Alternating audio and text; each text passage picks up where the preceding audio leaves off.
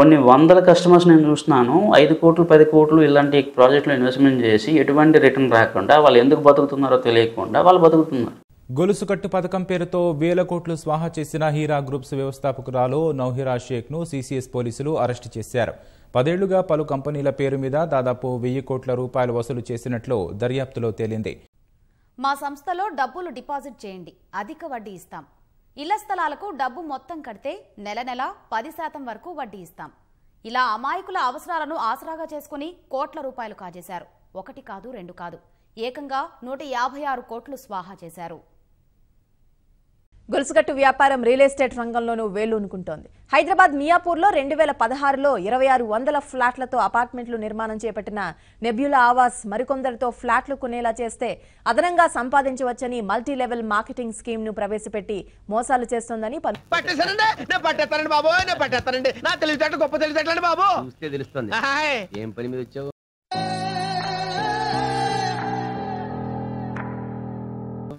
అవును, నాకు సందేహం అండి.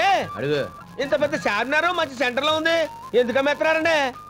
ఇన్కమ్ ట్యాక్స్ ప్రాబ్లం, పైగా మంది బొబ్బల రంక రిలేషన్షిప్. 10,000 చాలు. ఏంటి 10,000? డెట్ షిప్ అదిగోండి, ఉంచేయండి. తెమ్మగారి మనవాడు చాలా గడుసోడు అనుకున్నాను, తెంగరోడే. లేకపోతే ఇంత పెద్ద చార్మినార్ సిగరెట్ పెట్టాము ఇంత చీప్ గా అమ్మేస్తాడా? ఎలా బతుకుతాడు ఏమో.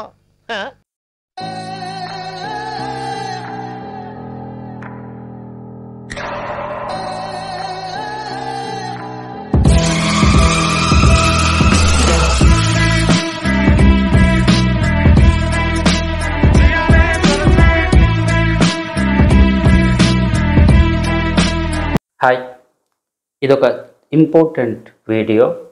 రియల్ టైం మార్కెట్లో ఎక్స్పీరియన్స్ ఉన్న వ్యక్తే ఇలాంటి వీడియో చేయగలరు అండ్ ఇలాంటి విషయాలు చెప్పగలరు. చాలామంది మా ఛానల్కి వచ్చి వీడియోస్ చూస్తూ ఉన్నారు, లైక్ చేస్తున్నారు, కానీ సబ్స్క్రైబ్ చేయట్లేదు. సబ్స్క్రైబ్ చేయడం వల్ల మీకు మా యొక్క కొత్త వీడియో అప్డేట్స్ వస్తూ ఉంటాయి. సో ఒకవేళ మీరు ఇదివరకు సబ్స్క్రైబ్ చేయకపోతే డెఫినెట్లీ సబ్స్క్రైబ్ చేయండి.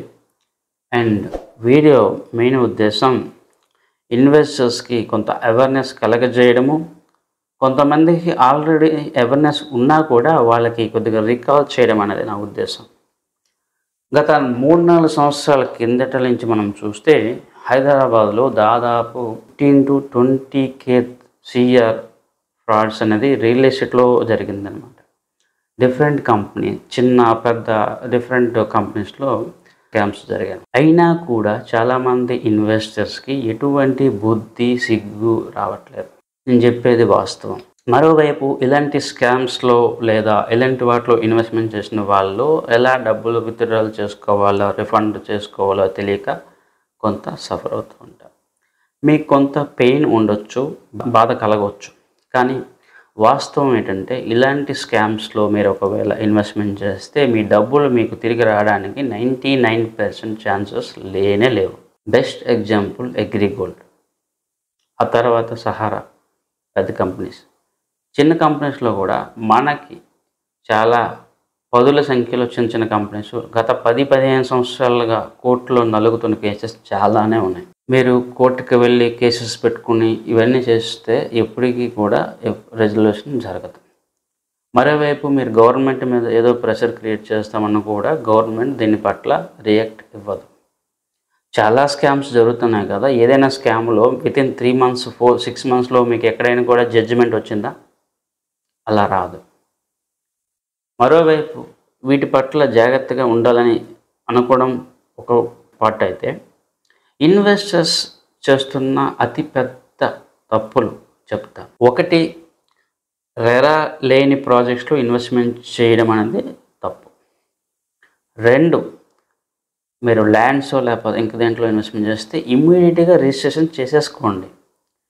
3 నెలలు 6 నెలలు సంవత్సరం తర్వాత వస్తుంది అనే పార్ట్లో ఎప్పుడు కూడా ఇన్వెస్ట్మెంట్ చేయొద్దు.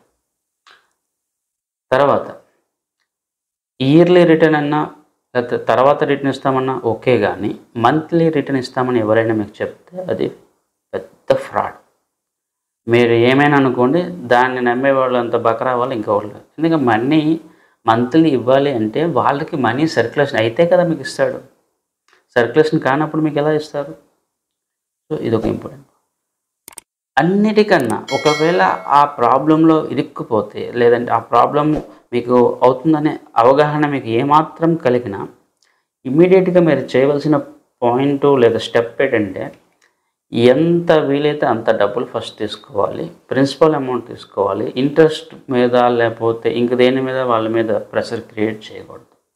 ఇది చాలా చాలా ఇంపార్టెంట్. మార్కెట్లో ఇలాంటి స్ట్రాటజీ ఎవరు కూడా చెప్పరు. ఒక builder about to bankrupt, about to jump అని మీకు అనిపిస్తే ప్రిన్సిపల్ అమౌంట్ ఇచ్చేయమని సెటిల్మెంట్ చేసుకోండి. అంతేగాని వడ్డీ ₹2 వడ్డీ, ₹3 వడ్డీ పేరుతో బిల్డర్ దగ్గరికి సెటిల్మెంట్లో పోస్ట్ పోన్ చేయొద్దు. ఒక సామెత ప్రకారం మునిగిపోతున్న నావలో ఏదోలాగా మనం బయటకు పడిపోవాలి తప్ప డిమాండ్లు డిజైర్స్ పెట్టుకొని వాళ్ళతో గొడవడతామంటే మీరు ఎప్పుడు కూడా దాని నుంచి బయటకు రాలేరు. కొన్ని కంపెనీస్ నేను వాటి పేర్లు చెప్పలేను. ఆ కంపెనీస్లో ఎప్పుడైతే ప్రాబ్లమ్స్ మనకు కనిపించాయో మన ఇన్వెస్టర్కి చాలామందికి చెప్పడం జరిగింది, మన ఫాలోవర్స్కి కూడా గైడెన్స్ ఇవ్వడం జరిగింది. అక్కడ ప్రాబ్లం ఉంది, మీరు ఎగ్జిట్ అయిపోండి అని చెప్పి.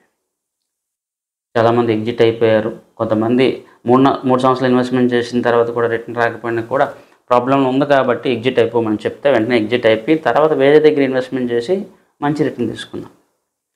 మరికొంతమంది ఏం చేశారంటే ఏదైతే అయ్యింది మేమైతే మాకు కావాల్సిన ఇంట్రెస్ట్ రేటో లేకపోతే డిమాండో మాకు ఇవ్వాలి అని చెప్పేసి వాళ్ళతో గొడవకి దిగారు.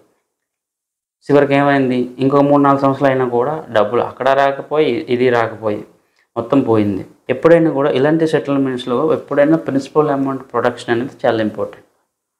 ఎందుకంటే ఈరోజు వన్స్ మనం కోర్టులకు వెళ్ళి కేసెస్ ఇవన్నీ చూసినా కూడా ఇది 5 years 10 years అయ్యే సందర్భాలే ఉన్నాయి. మనకి ఏ కేసెస్లో కూడా 1 year 2 year టైంలో ఎప్పుడు కూడా జడ్జిమెంట్లు రాలేదు, సెటిల్మెంట్ కాలేదు. సో కోర్టులకు వెళ్ళి గొడవ పడే బదులు మీరు 100% ముందుగానే సెటిల్మెంట్ చేసుకోవడం అనేది ఫస్ట్ థింగ్. నేను చెప్పింది ఒకవేళ రాంగ్ అయినా మీకు అనిపించి ఉండొచ్చు, కానీ వాస్తవంగా ఇది బెస్ట్ అనమాట. మరి అదే రవీంద్ర భారతి డిమాండ్ అంటే ఆడు సింగపూర్ నుంచి వచ్చాడు, వాడికి రవీంద్ర భారతి కావాలంట. నువ్వు వద్దంటే చెప్పు, వాడికి ఇచ్చా. నేను అంత తెలివి తక్కువ దద్దమనం కాదండి, చవక వస్తున్నాడు అడిగి దొబ్బెట్టడానికి. ఇదిగో 25,000 తీసుకోండి. ఏంటి చెప్తున్నారు మీరు? Lucky fail. నువ్వు ఇక్కడే ఉండు, నేను వెళ్ళి కాగితాలు పట్టుకో. ఓకే, ఇదిగో వాడికి రవీంద్ర భారతి నువ్వు గురేసా అని చెప్పు, నేను చెప్తే ఫీల్ అవుతాడు. మీరు వెళ్ళిపోయి చెప్తాను, మీరు వెళ్ళిపోండి. నువ్వు ఎంతవరకు ఇస్తున్నా ఏం లాభం లేదమ్మా.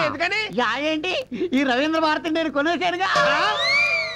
నువ్వు రవీంద్ర భారతి కొన్నావా? కొన్నా. ఏ ఊరు అనేది? లోకలే, కానీ దుబాయ్లో 2 ఏళ్ళు నుండి వచ్చాను. ఆడబెట్టుకున్నా. ఒరే నాదంటే బొబ్బర్ లంక విలేజ్, ఇక్కడ ఎవరిదంటో తెలియక నేను చార్మినార్ కొన్నాను. మరి నువ్వు లోపల ఏంటి రవీంద్ర భారతి ఎలా కొన్నావురా? అంటే ఏంటని నీ అబ్బా వాడు మళ్ళీ మోసం చేశాడు రా. ఇంకొక పాయింట్, తర్వాత మామూలుగా అగ్రిమెంట్ బేస్డ్గా మీరు ఉండే బదులు వీలైనంత వరకు చెక్స్ తీసుకోవడానికి ప్రయత్నం చేయండి. ఎందుకంటే చెక్స్ తీసుకోవడం వల్ల మీకు లీగల్ ప్రొటెక్షన్ లేదంటే లీగల్గా మీరు కొద్దిగా ఎక్కువగా యాక్షన్ తీసుకునే పవర్స్ మీకు వస్తాయి. అండ్ మోర్ ఓవర్ ఇప్పుడు చెక్ బౌన్స్ అనేది కొద్దిగా సీరియస్ ఆఫెన్స్. అండ్ ఎవరైతే కస్టమర్ తీసుకుంటున్నాడు చెక్, ఆయనకి కొద్దిగా సపోర్ట్ ఎక్కువ దొరుకుతుంది. మోర్ ఓవర్ కొత్తగా మనకు ఒక రూల్ వచ్చింది. ఏంటో రూల్ అంటే చెక్ బౌన్స్ ఒకవేళ అయితే ఎవరైతే చెక్ ఇచ్చిన వ్యక్తి కోర్టులో కొంత అమౌంట్ 50% అమౌంట్ డిపాజిట్ చేయాల్సి వస్తుంది అనమాట. ఈ విధంగా ఆయన కోర్టుకి బౌండ్ అవుతాడు అనమాట. కంపేర్ టు నార్మల్ మీరు అగ్రిమెంట్ బేస్డ్గా చీటింగ్ కేసు ఫైల్ చేస్తే కొంత ఇబ్బంది ఉంటుంది, కానీ చెక్ బౌన్స్ కేసు ఫైల్ చేస్తే ఆ వ్యక్తి కొంత కోర్టుకి ఎక్కువగా బౌండ్ అవ్వడానికి ఛాన్సెస్ ఎక్కువ ఉంటుందన్నమాట. సో అది కొంత అడ్వాంటేజ్ అండి. ఎప్పుడైనా కూడా చెక్ అనేది తీసుకోవడం ఇంపార్టెంట్. మరో 1-2 ఎక్స్ట్రా చెక్కులు తీసుకున్నా కూడా తప్పులేదు. అయితే ఆ చెక్ బౌన్స్ కేసెస్ అనేది లేకపోతే ఎగ్జిక్యూషన్స్ అనేది కొద్దిగా ప్లాన్డ్గా వెళ్ళడానికి ప్రయత్నం చేయండి. ఏమాత్రం డిలే అయినా కూడా కోర్టు ప్రొసీడింగ్స్ అనేది డిలే అవుతాయి, మీకు ఇమీడియట్ జస్టిస్ కాకపోవచ్చు. మరోవైపు ఇంకొక ఇంపార్టెంట్ సబ్జెక్ట్ నేను చెప్పదలుచుకున్నాను. చాలామంది ఇప్పుడు నేను చూస్తున్నాను కొన్ని కంపెనీస్లో ఇన్వెస్ట్మెంట్ చేసి లాస్ అయిపోయి ఇవన్నీ ఇప్పుడు రోడ్డు మీద పడి రోడ్డు మీద రిలే నిరాహార దీక్ష చేస్తూ లేకపోతే గవర్నమెంట్ మీద నెగిటివ్ కామెంట్ చేసుకుంటూ లేకపోతే ఇవన్నీ చేస్తూ ఉన్నారు. మరి మీ బుద్ధి అప్పుడేమైందంటే ఒక వ్యక్తి ఒక అపార్ట్మెంట్ కొనుక్కోవాలనుకోవడం ఆయన యొక్క డిజైర్ అవ్వచ్చు, లేకపోతే ఒక మిడిల్ క్లాస్ ఫ్యామిలీ నుంచి వచ్చిన వ్యక్తికి కొన్ని ఇంట్రెస్ట్లు అయితే ఉంటాయి. 2 అపార్ట్మెంట్లు ఎందుకు కొనాలి, 5 అపార్ట్మెంట్లు ఎందుకు కొనాలి? నేను కొన్ని ఫ్రీలాన్స్ ప్రాజెక్ట్స్లో చూశాను. ₹1,500 per square feet అని చెప్పి ఒక ప్రాజెక్టు ప్రమోట్ చేస్తే 5-10 అపార్ట్మెంట్లు కూడా కొనుక్కున్న వాళ్ళు చాలామంది ఉన్నారు. అన్ని అపార్ట్మెంట్లు మీరు ఏం చేస్తారు? కామన్ క్వశ్చన్ నేను అడుగుతా ఉన్నాను. మీరు ఒక మిడిల్ క్లాస్ పర్సన్ అంటే ఒక అపార్ట్మెంట్ మీకు అంత ఆశ ఎందుకు, అంత దురాశ మీకు ఎందుకు? రెండోది, ఈరోజు రోడ్డు మీదకి వచ్చి మీరు రెరా వాళ్ళనో లేకపోతే ఎవరినో తిడతా ఉన్నారు. ఓకే, కొన్ని ప్రాబ్లమ్స్ వాళ్ళతో ఉండొచ్చు, కానీ మీ బుద్ధి ఏమైంది? మీరు ఆ రోజే రెరా అప్రూవల్ ఉందా లేదా అని చెప్పేసి ఎందుకు క్వశ్చన్ చేయలేదు? అది మీ రెస్పాన్సిబిలిటీ కదా. ఈరోజు మీరు ఎవరినో ఎందుకు బ్లేమ్ చేస్తారు? నేను కొన్ని social media topics government real ఎస్టేట్తో సిండికేట్ అయ్యింది, వీళ్ళందరూ ఒకటే అట్లా. ఓకే, మరి మీరు చేస్తున్న తప్పేంటి? నిన్న మొన్న నాకు ఒక కాల్ వచ్చింది, నాకు తెలిసిన వ్యక్తి, 4-5 సంవత్సరాలుగా నన్ను ఫాలో అవుతున్న వ్యక్తే, సంతోష్ రెరా అప్రూవల్ లేదని ప్రాజెక్ట్ చూద్దామా, మనకు తక్కువ రేట్ వస్తుందని చెప్పడం జరిగింది. అరే మీరు ఏం మాట్లాడుతున్నారో మీకు ఏమైనా అర్థమవుతుందారా? ఇన్వెస్టర్స్కి బుద్ధి లేనప్పుడు వాళ్ళెవరికి ఎందుకు రెస్పాన్సిబిలిటీ ఉంటుంది? ఈరోజు రోడ్డు మీదకి వచ్చి మనం గవర్నమెంట్ మీదో లేకపోతే ఇంకొక ఆర్గనైజేషన్ మీదో ఎలిగేషన్ చేస్తున్నాము, లేదంటే మన యొక్క ఫ్రస్ట్రేషన్ తెలియజేసుకుంటున్నాం. కానీ ఆ రోజు మీరు వెళ్ళి రెరా ఆఫీస్కి వెళ్ళి వాళ్ళు పర్మిషన్ తీసుకుని ఇన్వెస్ట్మెంట్ చేశారా, లేదంటే కేసీఆర్ లేకపోతే కేటీఆర్కి వెళ్ళి పర్మిషన్ అడిగేసి ఇన్వెస్ట్మెంట్ చేశారా? మీరు ఇన్వెస్ట్మెంట్ చేస్తే మీ ఇష్టం వచ్చినప్పుడు ఇన్వెస్ట్మెంట్ చేసేస్తారు, ప్రాబ్లం వస్తే మాత్రం గవర్నమెంట్ని తిడతారో లేకపోతే రెరా వాళ్ళని ఏమని అంటారో, పోలీసు వాళ్ళని తిడతారు, ఇంతేనే కదా. మరి మీ బుద్ధి ఏమైంది? ఇది మాట్లాడే విధానం రూడ్గా ఉండొచ్చు, కానీ ఇది వాస్తవం అనమాట. ఇన్వెస్టర్స్కి చేతిలో డబ్బు ఉంటే వాడికి ఏం నచ్చినా అది చేసేస్తాడు, వాడికి అన్నీ తెలుసు అన్న ఒక ఒపీనియన్లో వాళ్ళు ఉంటారు. By luck, by God grace వాళ్ళకి డబ్బులు వచ్చి ఉండొచ్చు, కానీ చాలామందికి బేసిక్ అనాలిసిస్ కూడా తెలియదు. ఇంకొక వరస్ట్ థింగ్ ఏంటంటే, వీళ్ళు ఒక అడ్వకేట్కి 500 రూపాయలు 1000 రూపాయలు పే చేస్తే ఆయనకు లీగల్ ఒపీనియన్ ఇస్తాడు, ఒక సలహా ఇస్తాడు. ఒక అడ్వకేట్ని నమ్మి ఒక సలహా తీసుకుని ఎందుకు ఇన్వెస్ట్మెంట్ చేయరు? మీకు అంతగా అనాలిసిస్ తెలియకపోవచ్చు, మీకు డెసిషన్ తెలియకపోవచ్చు. అడ్వకేట్ అడిగేసి ఇన్వెస్ట్మెంట్ చేయండి, అది లీగల్గా ఎంతవరకు మనకి సెక్యూరిటీగా ఉందో లేదో అని మనకు ఒక ఐడియా వస్తుంది కదా. మరి ఆ పని మీరు ఎందుకు చేయట్లేదు? అప్పుడు అడ్వైజర్కి డబ్బులు ఇవ్వరు, అప్పుడు లాయర్కి డబ్బులు ఇవ్వరు, ఆ తర్వాత సిచ్యువేషన్ వస్తున్నప్పుడు కూడా లాయర్కి డబ్బులు ఇవ్వరు. ఈరోజు నేను చాలామంది చూస్తున్నాను, ఒక లాయర్ని పెట్టుకుని సరిగ్గా కేసు పుటప్ చేసి కరెక్ట్గా వెళ్తామన్న అవగాహన కూడా చాలామందికి లేదు. కొన్ని వందల కస్టమర్స్ నేను చూస్తున్నాను, 5 కోట్లు 10 కోట్లు ఇలాంటి ప్రాజెక్టులో ఇన్వెస్ట్మెంట్ చేసి ఎటువంటి రిటర్న్ రాకుండా వాళ్ళు ఎందుకు బతుకుతున్నారో తెలియకుండా వాళ్ళు బతుకుతున్నారు. ఇంకొక ఇంపార్టెంట్ పాయింట్, అందులో ప్రాబ్లమ్స్ ఉందని చెప్పినా కూడా ఎగ్జిట్ అవ్వకపోవడం కారణం ఏంటి? కొన్ని ప్రాబ్లమ్స్, నేను ఈ ల్యాండ్ బైబ్యాక్ స్కీమ్స్లో నేను ఎప్పుడు కూడా ఇన్వెస్టర్స్కి ఒకటే చెప్తాను, డిటిసిపి హెచ్ఎండిఏ ప్లాట్స్ లేదా ల్యాండ్స్లో ఒక బైబ్యాక్ అయితే కరెక్ట్గా జరుగుతుంది, ఫామ్ ల్యాండ్స్లో అయితే మీకు బైబ్యాక్ కరెక్ట్గా కాదని చెప్పడం జరిగింది. చెప్పిందంతా విన్నా కూడా ఒక కస్టమర్ వచ్చేసి సువర్ణ భూమిలో ఇన్వెస్ట్మెంట్ చేసిండు, తర్వాత 3 నెలలకి సువర్ణ భూమి ఎండి అరెస్ట్ అయ్యాడు. మరోవైపు కొన్ని కంపెనీస్ ల్యాండ్ పేరుతో డబ్బులు తీసుకుంటున్నా ఈ రోజు వరకు రిజిస్ట్రేషన్ చేయట్లేదు. ఎవరో ఎందుకు, మన ఫినిక్స్ సోదరుడు శ్రీనిధి కంపెనీ 3 సంవత్సరాల కిందట కస్టమర్స్ దగ్గర డబ్బులు తీసుకొని ఈ రోజు వరకు వాళ్ళకి రిజిస్ట్రేషన్ చేయలేదు. అయితే ఇన్వెస్టర్స్ కూడా ఏదైనా రైటియస్గా ఎథికల్గా ఉన్నారు అంటే ఈ ఇన్వెస్టర్స్ వాళ్ళ దగ్గర 3 times డిమాండ్ చేస్తున్నట్టుగా 2 times డిమాండ్ చేస్తున్నట్టుగా మనకు తెలుస్తుంది. మీ ల్యాండే మీకు రిజిస్ట్రేషన్ చేయలేదు, మీరు ఇంకా వాళ్ళకి ఎందుకు డిమాండ్ చేస్తూ ఉన్నారు? సో డిమాండ్ చేస్తే మీకు డబ్బులు ఏమైనా వస్తాయా? రావు. మళ్ళీ ఇదే మిస్టేక్, సెటిల్మెంట్ చేసుకునేటప్పుడు చాలా నీట్గా మీ ప్రిన్సిపల్ అమౌంట్ మీరు తీసుకుని మీరు చక్కగా ఎగ్జిట్ అయిపోతే అది బెస్ట్ థింగ్. ల్యాండ్ మీ చేతిలో లేదు, సెటిల్మెంట్స్ సరిగ్గా అవుతుందో లేదో గ్యారంటీ లేదు, ఈవెన్ చెక్ కూడా తీసుకోలేని కస్టమర్స్ చాలామంది ఉన్నారంట. సింగిల్ పేమెంట్ లో కొనేసారండి, టోటల్ గా అంతా కొనేసారా? అయితే ఇంకేంటి పరిగెట్టు. ఆడో పెద్ద ఫ్రాడ్ ఆడు, ఇది చార్మినారు, నాకు రవీంద్ర భారతి, నీకు రామాయణ స్టూడియో అమ్మేశాడు. ఆ ఒక్క కంపెనీ కాదు, ఇప్పుడు హైదరాబాద్లో కొన్ని వందల కంపెనీస్లో ఇదే స్కీమ్ జరుగుతూ ఉంటుంది, ఇదే మిస్టేక్ చేస్తూ ఉన్నారు. నాకు ఆశ్చర్యకరమైన విషయం ఏంటంటే ల్యాండ్ రిజిస్ట్రేషన్ చేసుకోకుండా చాలామంది అమౌంట్ పే చేసేసారు, అది కూడా బైబ్యాక్ అని మంత్లీ ఇట్లా అని చెప్పి. అట్లీస్ట్ ల్యాండ్ మీ చేతిలో ఉంటే మీరు వాళ్ళతో ఫైట్ చేయగలరు కదా. ల్యాండ్ లేదు, చెక్స్ లేవు, మీరు వాళ్ళతో ఏ విధంగా ఫైట్ చేస్తారు? అన్నీ అయిపోయిన తర్వాత మీరు గవర్నమెంట్ను బ్లేమ్ చేస్తూ లేకపోతే ఇంకెవరినో బ్లేమ్ చేస్తూ తిరుగుతూ ఉంటారు. ఎవరికి ఏంటి, వాళ్ళకి అవసరం ఏంటంటే మీరు ఏం చేస్తే ఎప్పుడు కూడా గవర్నమెంట్ వాళ్ళ యొక్క పనులు వాళ్ళు ఉంటారు. ఇన్ కేసు వాళ్ళు ఫేవర్ చేస్తే రియల్టర్స్కి ఫేవర్ చేస్తారు, ఎందుకంటే రియల్టర్ ఎంతో కొంత డబ్బులు కొట్టేస్తాడో వాళ్ళకి సపోర్ట్గా ఉంటుంది కాబట్టి వాళ్ళకే ఫేవర్గా ఉంటాడు. మీ ఓట్లు పనికిరావు, మీరు ఇచ్చిన డబ్బులు పనికిరావు వాళ్ళకి. సో ఈ గవర్నమెంట్ ఏదో చేస్తుంది, రరా ఏదో చేస్తుంది, లేకపోతే ఎవరో వచ్చి ఏదో చేస్తారని హోప్తోని ఇన్వెస్ట్మెంట్ చేయడం ఒక రాంగ్. నేను కొంతమందిని గమనించానంటే వీళ్ళకి తెలుసు అది ఫ్రాడ్ అవుతుంది, రిస్క్ అవుతుందని వీళ్ళకి తెలిసినా కూడా ఇన్వెస్ట్మెంట్ చేస్తూ ఉంటారు.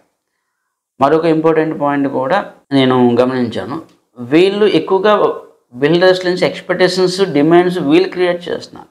సో ఇలాంటి కారణాల వల్ల కూడా చాలామంది బిల్డర్స్ సెటిల్మెంట్స్కి ముందుకు రావట్లేదు.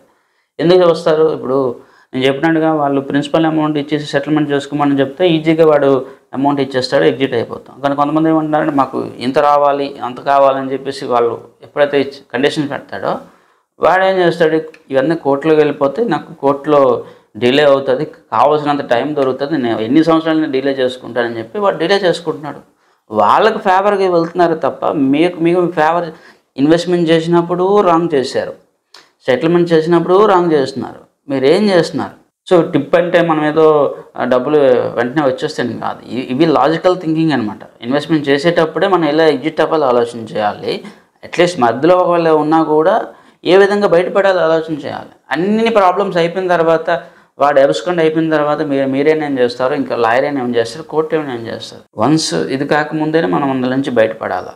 వన్స్ ఇవన్నీ అయిన తర్వాత వాళ్ళు అబ్స్కాండ్ అయిపోతే మీరు చేసేది ఏం లేదు. మంచి పార్టీ రాగానే హైటెక్ సిటీ అమ్మేసి హైటెక్ సిటీ అమ్మేస్తున్నారా?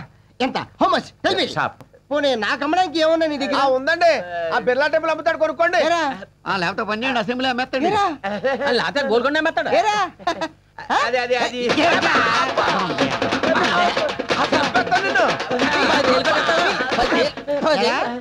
వీళ్ళు ఎర్రి పప్పలా చేసేసి హైదరాబాద్ పాటల కింద అమ్మేస్తావా? మరి ఈటీవీ రామోజీ నుంచి ఎందుకు తీసారా? అది కూడా అమ్మేలపాయరా? సో అది నేను మీకు చెప్పదలుచుకున్నాను. నేను మీ సత్య సంతోష్, సత్యమేవ జయతే.